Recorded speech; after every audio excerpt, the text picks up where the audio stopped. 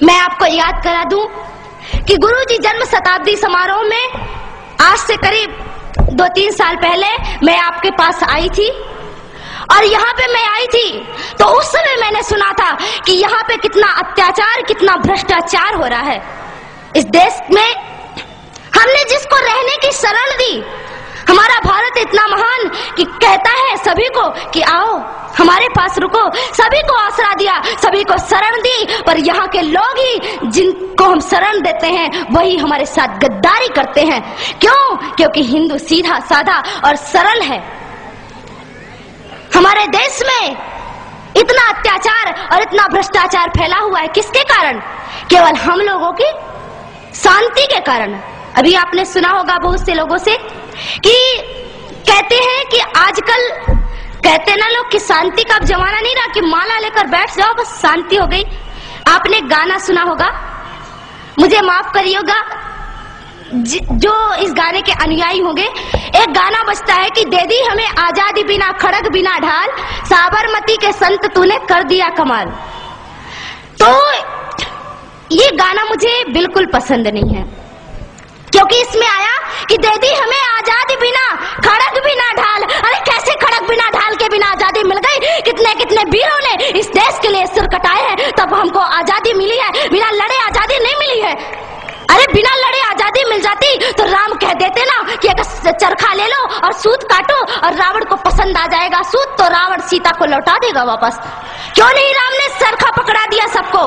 तो केवल चरखा पकड़ने से और सूत काटने से आजादी नहीं मिलती और शांति का भाषण देने से आजादी नहीं मिलती। राम ने अपने प्रत्यंचा पर अपनी धनुष पर तीर चढ़ाया और रावण के संग वध किया, तब माता सीता वापस आई। हिंदुओं, आप राम बनो और अपने धनुष को तैयार कर लो और तभी इस देश से आतंक नष्ट विनष्ट होगा। आप सभी लोग तैयार हो जाइए। और मैं आपको एक बात कह दूं कि आज आप सभी लोगों को तैयार होना है। जब इस देश में 26 जनवरी को स्वतंत्रता का संग्राम मनाया जा रहा था, आजादी का संग्राम मनाया जा रहा था, चारों ओर खुशियां ही खुशियां थी, तब कश्मीर की केसर की क्यारियों में बारूदी सुरंगें फोड़ी जा रही थी। भाड़े से आए हुए कितने आतंकवादियों ने पता नहीं कितने निरपराध आदमियों को, कितने मासूमों की हत्या कर दी। तो वहां पर किसी नेता ने आंसू नहीं बहाए, पर बाबरी का ढांचा गिर जाने पर रोने वाले नेता छाती पीट पीट कर रोते थे। ऐसे छाती पीट रहे थे जैसे रावण के मरने पे मंदोदरी ने भी अपनी छाती नहीं पीटी होगी। इन देश के नेताओं को देखो, ये कुत्ते हैं और ये टुकड़ों के बल पर पल रहे हैं। और मैं आपको सावधान कर दूं कि इस देश की नेता से और इस देश के कानून से सावधान रहना, क्योंकि ना तो ये हमारी रक्षा करेगा बल्कि आपको नींद की गोली दे करके और सुलाएगा कि जितना आप सोओगे उतना इसको कुर्सी में बैठने के लिए मिलेगा। इस देश के नेता कली बेच देंगे, चमन बेच देंगे, धरा बेच देंगे, गगन बेच देंगे। अगर तुम यूं ही सोए रहे राष्ट्रभक्तों तो ये बांट के भिखारी सारा वतन बेच देंगे, नीलाम कर देंगे मेरे देश को। इसलिए इस देश को नीलाम नहीं करना है, आप सभी लोगों को तैयार होना है, मुट्ठी बांध करके कहना है कि भारत देश हमारा है, हमारा था और हमारा ही रहेगा। और इस भारत देश पर किसी ने आंख उठा के देखी तो उसकी आंखें नोच ली जाएंगी, उसकी आंखों को नोच करके गिद्धों के सामने फेंक दी जाएगी। इसलिए आप सभी लोगों को तैयार होना होगा। आज मैं आपको बता दूं कि इस देश में क्या हो रहा है। आज भी आप जाइए कश्मीर में तो वहां किसी हिंदुओं को चैन से जीना नहीं मिलता। कश्मीर में कश्मीर के लोगों को मार मार कर भगाते हैं। लोग घायल अवस्था में जम्मू के और दिल्ली के फुटपाथों पर लेटे हुए हैं। हमारा नेता कभी भी ये पूछने नहीं आया कि तुम्हें क्या तकलीफ है, तुम्हें क्या परेशानी है। कोई भी वहां पे पूछने के लिए नहीं जाता। पर मैं आपसे कहती हूँ कि आप तो हिंदू हैं, एक हिंदू दूसरे हिंदू की पीड़ा समझ सकता है।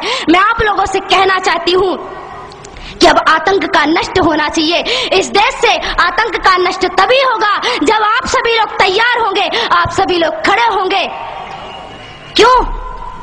हमारे देश में राम सेतु पर ऐसा राम सेतु और भगवान श्री राम द्वारा बनाया गया वह सेतु, उसको तोड़ने की बात कह दो कि जिस हाथों से राम सेतु टूटेगा उन हाथों को हम काट कर फेंक देंगे। और जो हमारे देश में हमारे राम का नहीं, वो हमारे किसी काम का नहीं। से नहीं मिल सकता वो हमसे भी नहीं मिल सकता, और उसको लात मारकर इस देश से बाहर निकाल देना है।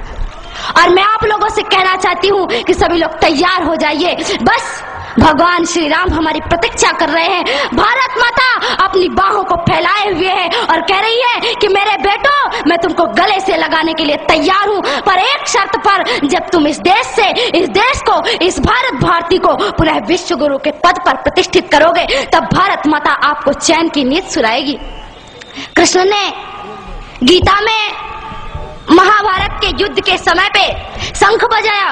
केवल कृष्ण को बांसुरी नहीं बजानी आती, कृष्ण शंख भी बजाता है। और कृष्ण ने शंख बजाया और शंख बजा करके कहा कि इस देश में पहले शंख बजा करके सबको जागृत करो, और जब सब जागृत हो जाए तो फिर चैन की बांसुरी बजाना, फिर चैन से बैठ जाना। पहले राम का धनुष बाण उठा करके इस देश से रावण को खत्म कर दो, फिर कृष्ण की बांसुरी बजाने के लिए बैठ जाना। भारत माता तो स्वयं तैयार बैठी है और हमें डराया जाता है।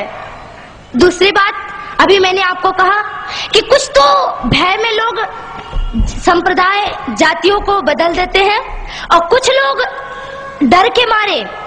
तो आप बता दो, आप कौन हो? अरे शेर कौन होता है? जंगल का राजा होता है ना।